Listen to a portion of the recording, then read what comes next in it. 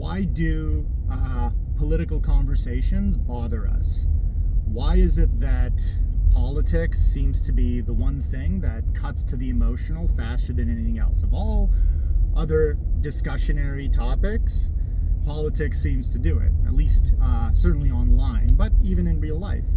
Now, I'm not talking the kinds of conversations that you have with people who think similarly to us, or people who we think similarly to us. No, we're interested in the type of conversations that bother you the most, namely the conversation between the left and the right. That political conversation. A conversation between the left and the left, that's not as contentious, usually. You'll have like the pro-Palestine left with the pro-Israel liberal left, and that can get nasty, but it's not usually as bad. No, it's not as bad as a conversation between the opposing sides. So that's the type of conversation we're interested in here, and you could disagree with that, and we could talk about that another time. But the type of conversation I'm imagining is like, imagine a liberal feminist talking with a conservative tradcon, right?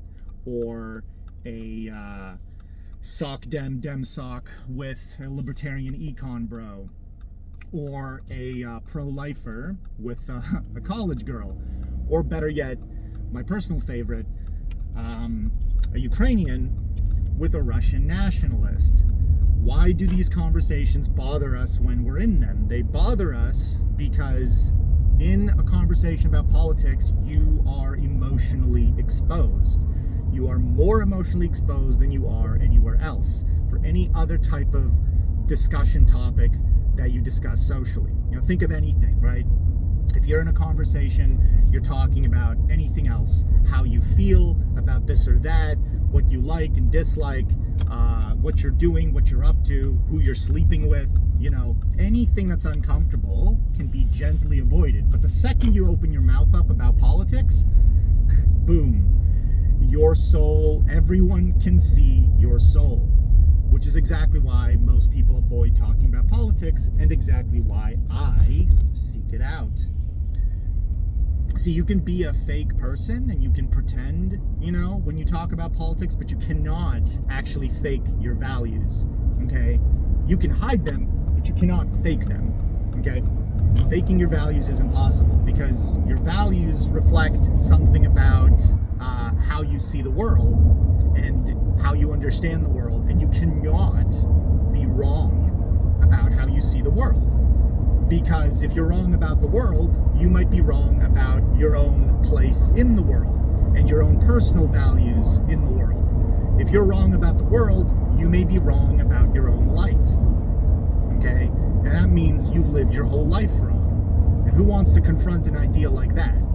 Who wants to confront the idea that they've lived their life wrong? That idea is terrifying. So it's easier to say, no, you're wrong. Okay? I didn't live my life wrong. I'm correct about the world. It kind of proves something about human morality, though, which is that the human morality does have an impersonal component, okay? That it actually really matters to people to be right about something that's impersonal, because every political issue is impersonal, okay? It's not merely a reflection of your own personal life and your own personal value system, right? It reflects the impersonal, and normally we don't care about the impersonal, but when it comes to politics, we do, because it connects to the personal in a very kind of sensitive, intimate way, okay? And what this means is that we do not value or analyze the world objectively.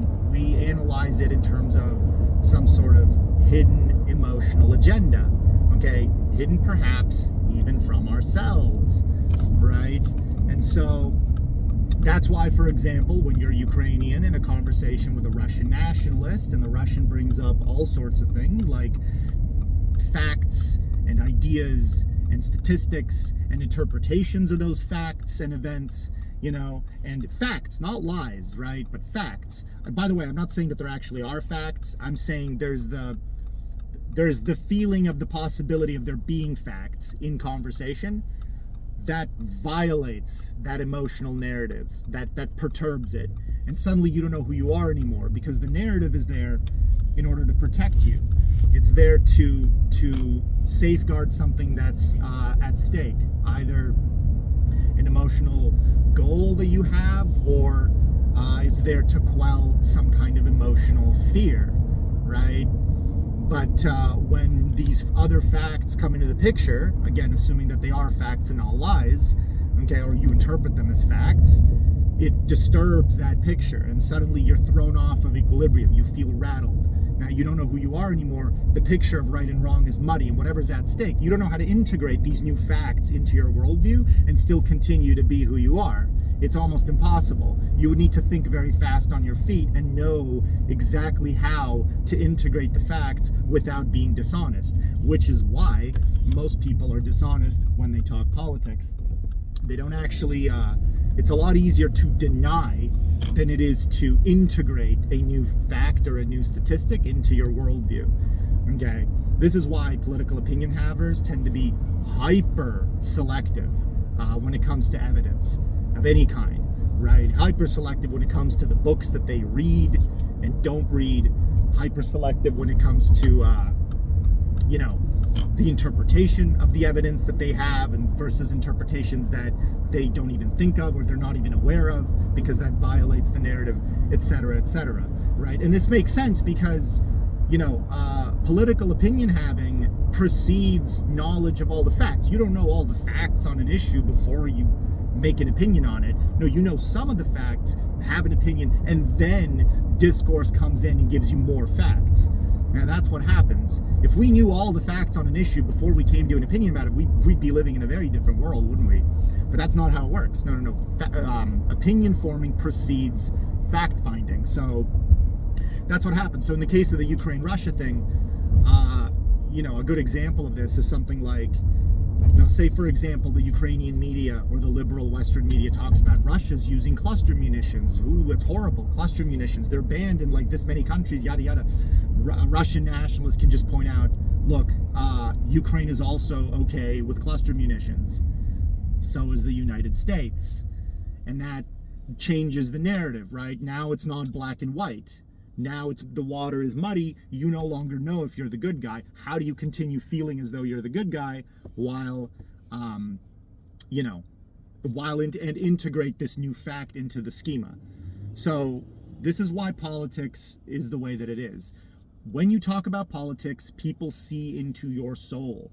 Okay, your soul is laid bare, and it's worse than that, because not only is it laid bare, other people get to attack it, because you're not talking to a friend. You're talking to someone who sees your soul as a threat. Imagine your soul being a threat to someone else. It's crazy, right? But that's why political discourse hurts. It hurts because it's supposed to hurt. Okay, it's supposed to be painful. It's supposed to be, there's a fox on the road, that's weird. It's supposed to be uncomfortable. It's supposed to, because you're literally laying out your most vulnerable parts for others to see and attack and scrutinize, naturally. So, to bring this all back to Russia, in the words of our good old buddy Vysotsky, Vova, I do not like when they crawl into my soul, moreover when they spit into it.